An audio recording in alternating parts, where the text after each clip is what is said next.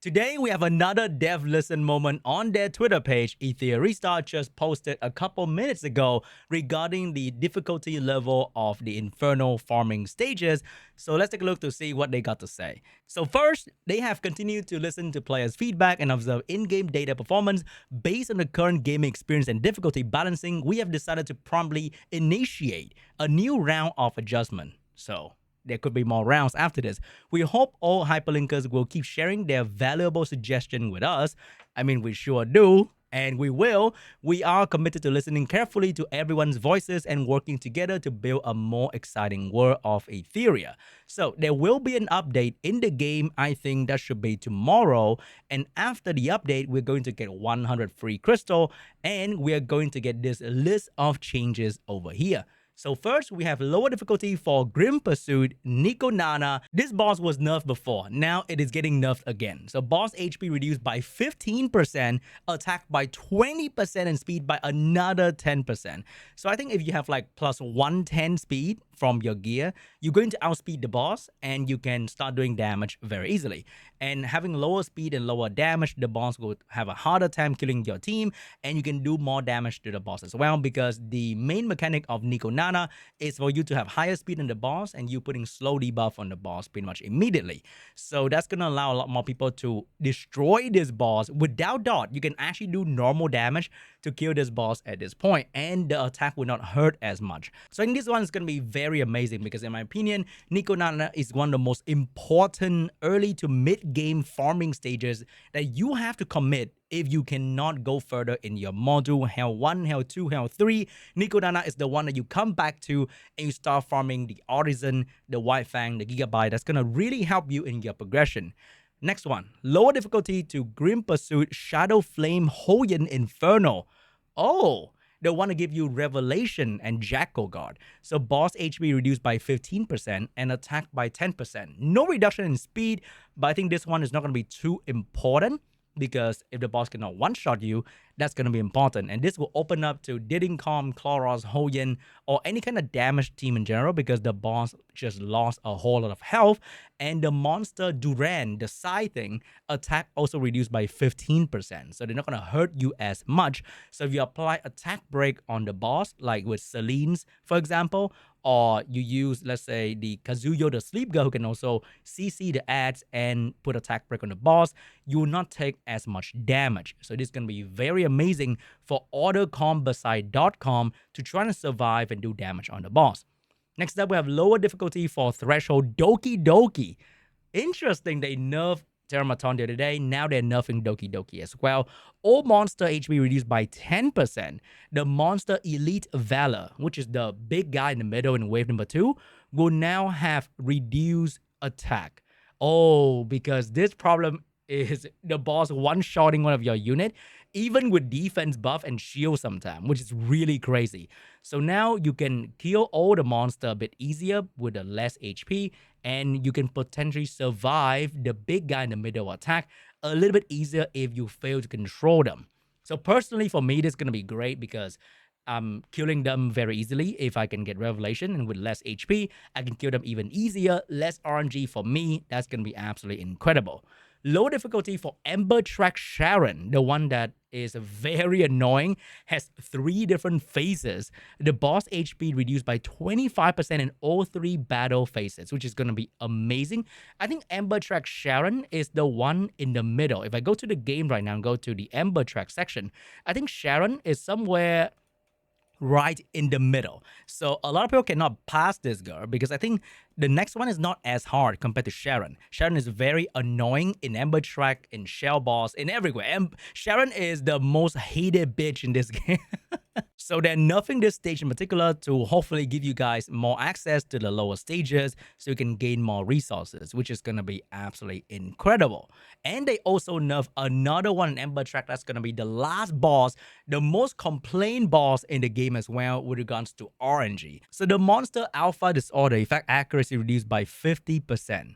Wait, Alpha Disorder, the dark one, right? Disorder is the dark element. So the one that stun you, reduce accuracy, which mean there is accuracy for all these characters in the first place, which mean, in the game, when you have high effect accuracy, your stun chance go up.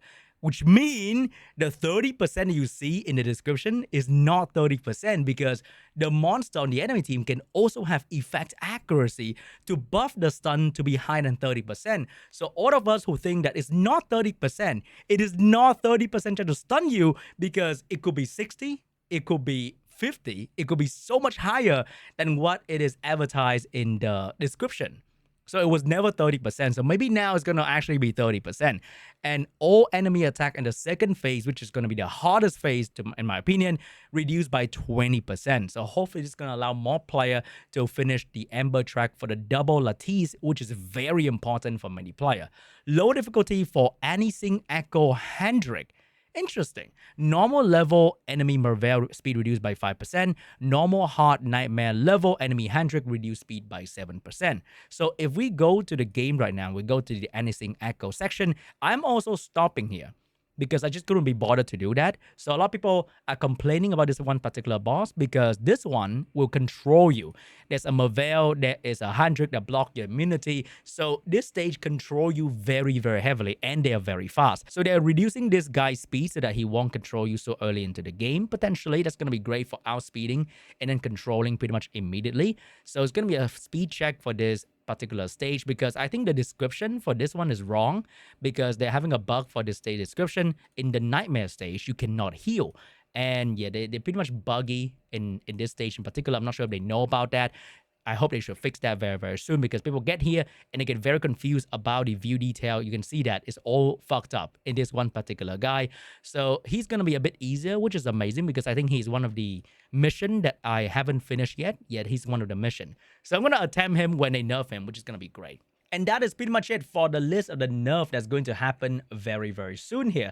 I'm not sure if that is all. I hope not. I hope that they're going to nerf the other stuff as well because it is weird to nerf the one that is a bit easier and then not nerf the one that is actually like mind-blowing to every player in the game, lily or not. But this is a very, very good start because I think they're really telling you what to do in terms of progression. Because if I go back to the game, for me personally, I have no problem with Nico Nana and Shadowflame Hoyen anymore, but a lot of people do.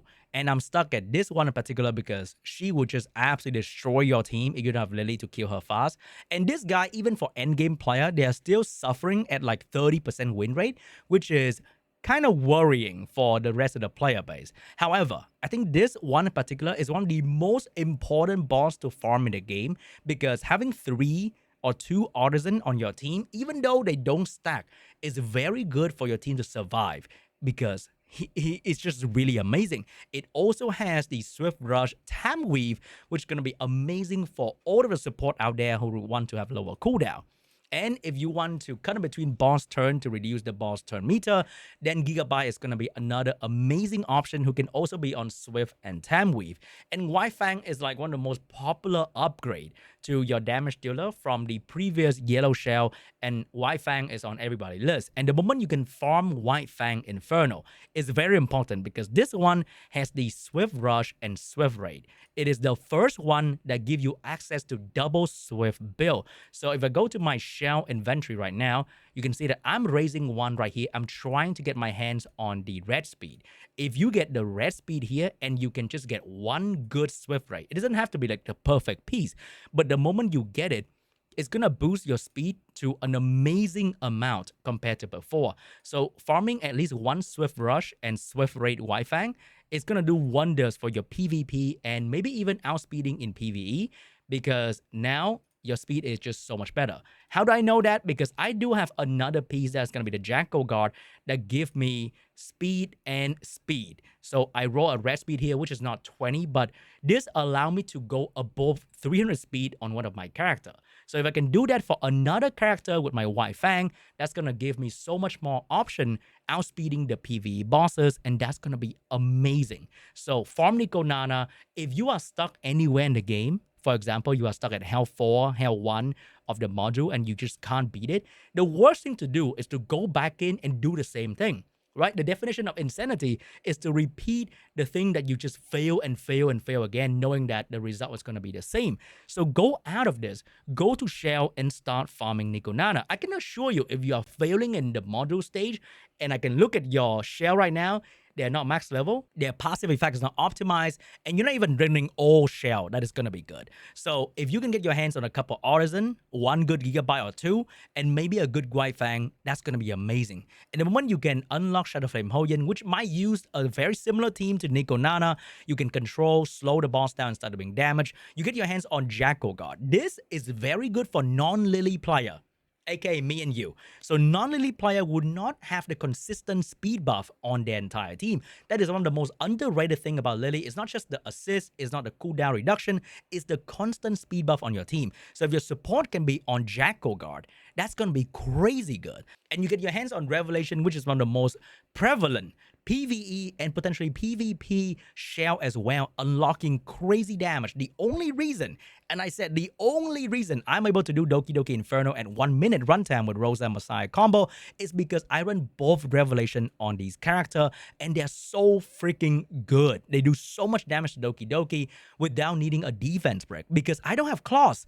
I cannot defense break them properly. And if I build Gray, that's going to be one less damage deal on my team, and I don't really want that. So my team setup right now is really good with Messiah and Rosa, and you can replace Messiah with other damage dealer on Revelation as well. So I think farming Revelation and farming good Nico Nana can allow you to go back to model, and suddenly you will jump from Hell 1 to like Inferno, potentially.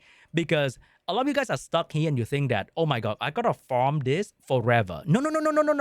No, a lot of people did Inferno at the start, maybe a bit rocky start, maybe 50% win rate, but they jump. And by that I mean me, okay? I didn't farm Hell 1, Hell 2, Hell 3 a whole lot. I did it because the mission required me to do so. But I farmed the fuck out of Shell. I keep farming Shell and Shell. And before and after the double drop, I always go and farm Shell. Farming Shell is crazy. It unlocks so much more possibility on your character in terms of stat, in terms of skill, in terms of accuracy, and all that stuff is really amazing. So I think the fact that they're nerfing Nico Nana and Shadow Flame Hoyin is going to unlock a lot more potential for module farming in general. And hopefully they will take a look at Sharon as well, because for the life of me, I just can't. Okay? I just can't. And I cannot just randomly spawn a 6-star Hoyin or Chloros without double drop to farm EXP, to really raise them properly. It's just really challenging to 6-star another DPS out of nowhere. So I feel like I could do it with one of these two 6-star, but I'm not sure. And is it really worth it to do so? Can I 6-star another support character to help me with other part of the game, like Vice the Goat? So maybe do something about this. Maybe that would be great. And that's it for the note from them for now. Hopefully they will address other part of the game as well. I will not go into too details, or else people are going to call me Negative Nancy. I think the economy problem is also a very big pain in the ass for many players, because I can farm the entire day and I don't know, get absolutely nothing. And maybe upgrade 2 module, which is kind of lame. So the economy, the cost of upgrading, the cost of selling can be adjusted a little bit. That'd be great. But hey, maybe that's not the end of the note. Maybe they're coming out with more stuff. Maybe. I'm not too sure. But that's it for now. And I'm happy to see some changes in the game to the better direction. And I'll see you guys in the next video. Bye-bye.